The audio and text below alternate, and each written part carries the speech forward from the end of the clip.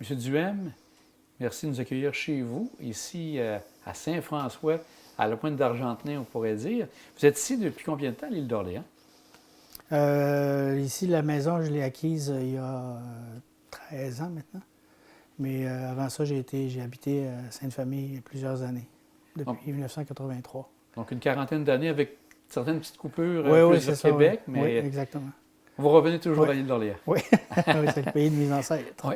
Peut-être avant de se parler du prix important que vous avez remporté, peut-être se refaire un petit retour, voir, vous êtes entre autres titulaire de la chaire de recherche du Canada sur les conditions autochtones comparées. Quelle est cette chaire en particulier, M. Duhem? La chaire de recherche du Canada, c'est un programme de recherche, en fait, avec une subvention qui vient de l'organisme qui subventionne les chaires au Canada. Et ça nous permet de mener des recherches de haut niveau sans trop de soucis de financement à long terme. Alors, ça nous permet donc de commencer d'inciter des étudiants, par exemple au doctorat, à entreprendre des travaux d'importance, d'envergure, sur les questions qui nous intéressent. Les questions qui nous intéressent, il y en a plusieurs, mais depuis plusieurs années, depuis au moins une quinzaine d'années, la chaire s'intéresse principalement aux inégalités sociales, aux inégalités économiques entre les populations autochtones et les populations non autochtones au Québec, au Canada et dans tout l'Arctique circumpolaire. Et, C'est ça. et donc, vous, ça remonte quand même un certain temps, le coup de cœur que vous avez eu pour le Nord, le Grand Nord, mais aussi pour les communautés autochtones. Oui, Ça remontait avec un premier voyage, je crois, que vous avez fait, ou un premier travail que vous avez fait là-bas?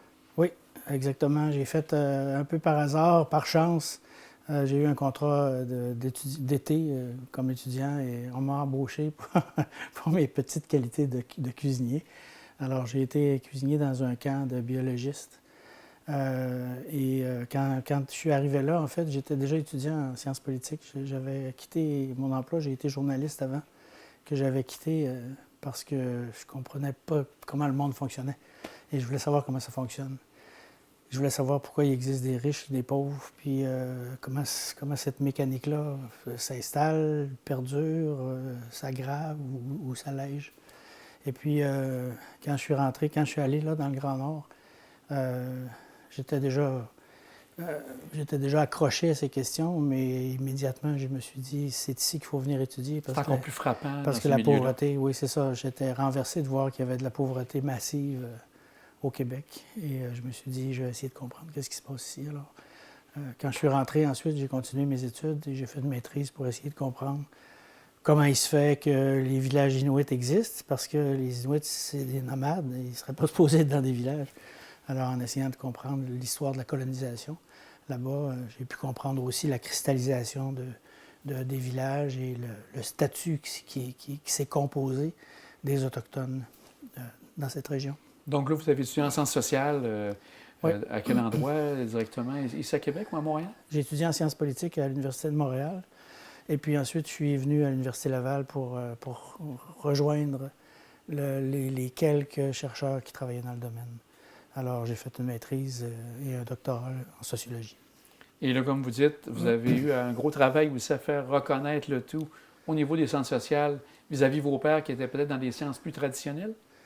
Oui, ben c'est arrivé. C'était en fait au début quand je me suis commencé à être accroché par l'idée de comprendre ce qui se passait dans le Nord. Je cherchais dans la littérature scientifique, je trouvais à peu près rien, sauf deux ou trois chercheurs qui s'intéressaient aux questions contemporaines.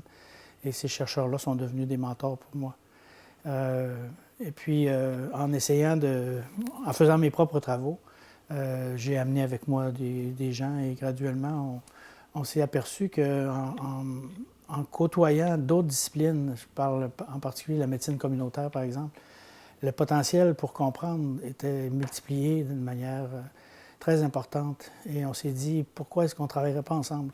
Alors, on a monté comme ça des programmes interdisciplinaires. Et puis, on s'est buté très souvent à de la méfiance ou du doute sur la valeur de ce qu'on produisait en sciences sociales. Pour plusieurs collègues dans les sciences naturelles ou dans le génie, par exemple, les sciences sociales, c'est plus associé à de la poésie, à de la spéculation. À parler, beaucoup. Oui, c'est ça. C'est beaucoup de jasage, OK. mais on n'appelle pas ça de la science.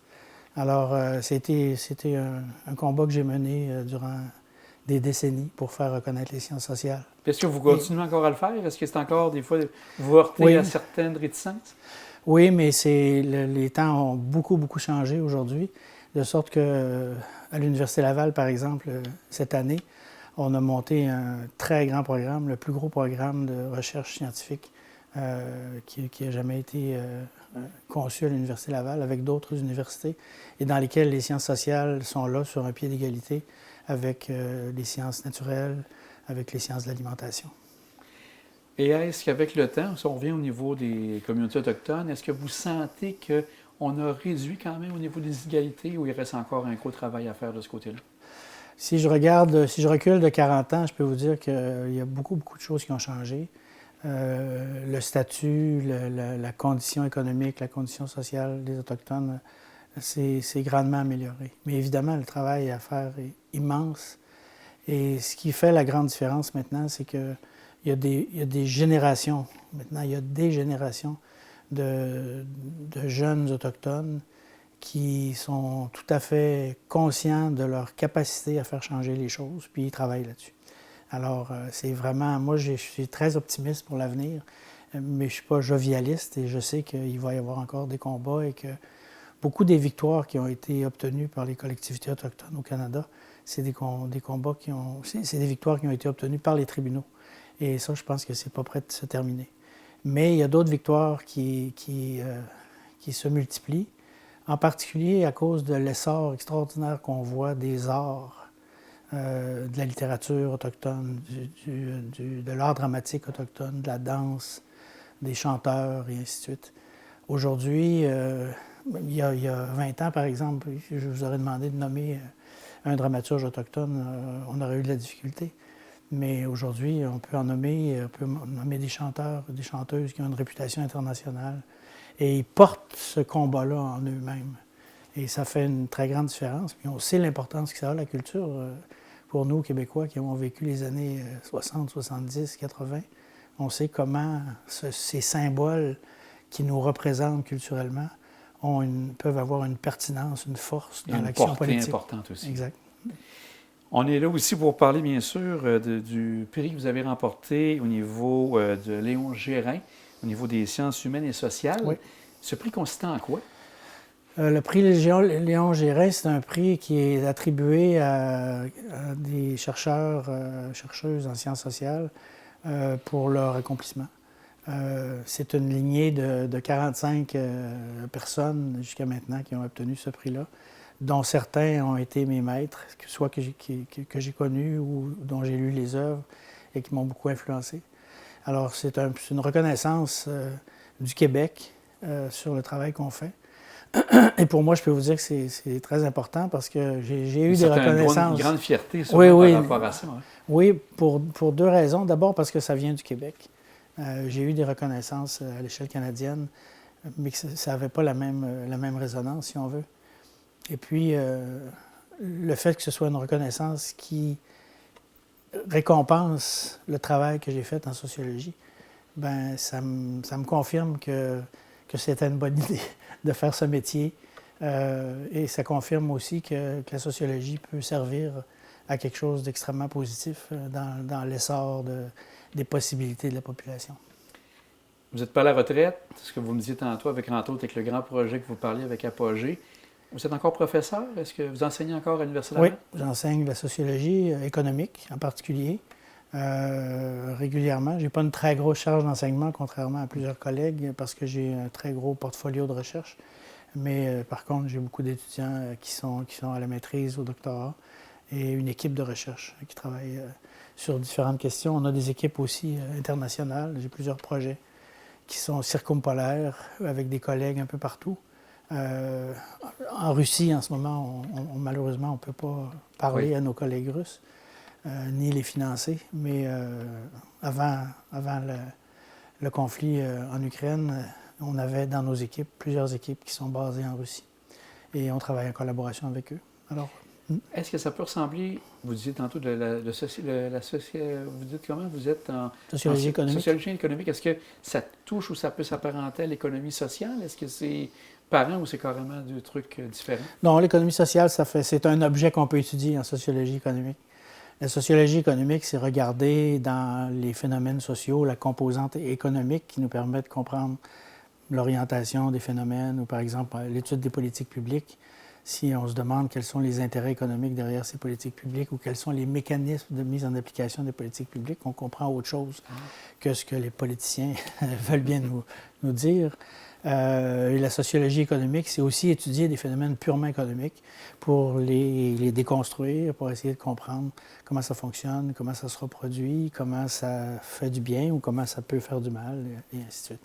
Alors, c'est ça la sociologie économique. Puis, quand j'ai commencé là-dedans, j'ai travaillé spécifiquement sur le nord du Québec, sur le Nunavik, pour essayer de comprendre comment fonctionnait l'économie dans cette région-là, où il y a des communautés, les villages sont à grande majorité habités par des Inuits, et il y a quelques mines, il y a des bassins versants qui alimentent les centrales hydroélectriques d'Hydro-Québec. Alors, c'est une région qui a été beaucoup touchée par le développement industriel. Alors, on voit ces conflits-là, on a étudié ces conflits-là. Après ces travaux-là, où j'ai fait le portrait de l'économie du Nunavik, ensuite, j'ai commencé à faire des comparaisons avec les autres régions du monde polaire. Et ça a mené à la conception et à la publication depuis 2005, à peu près 2006, d'un rapport qui est parrainé par le Conseil de l'Arctique, qui s'appelle l'économie du Nord. Et c'est une analyse qui reprend un peu ce que j'avais fait à l'échelle du Nunavik, que j'avais utilisé pour mesurer l'économie de l'ensemble de l'Arctique. Ça reprend ces approches-là, mais cette fois-ci, plutôt que d'être un article en particulier, c'est un rapport complet avec une équipe d'à peu près 70 chercheurs qui sont répartis dans une dizaine de pays. Alors, et ce rapport-là est publié en moyenne aux 5 ans. Vous parliez de rapports, mais vous avez été aussi auteur de livres. Combien vous avez fait de livres jusqu'à maintenant, qui devaient traiter, entre autres, de toute la partie autochtone, oui. Sûrement? Bien, des livres importants, il y en a 3 ou 4. En particulier, un qui a porté sur la sécurité alimentaire dans l'Arctique. Ça a été un des premiers livres à porter là-dessus. Et ça a donné un coup de pouce, si on veut, à ce que la sécurité alimentaire devienne une priorité politique pour les organisations autochtones.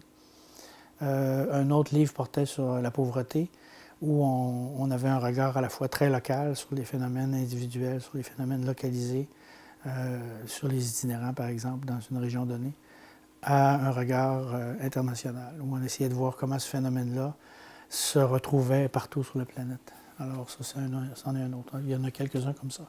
Et puis ensuite, il y a des livres qui sont de moins grande portée, qui portent sur des conférences qu'on a fait, par exemple, notamment avec des étudiants. Pendant une dizaine d'années, on a fait un cours avec 15 étudiants, 5 professeurs dans une région du monde différente, et on publiait les actes de ces délibérations-là.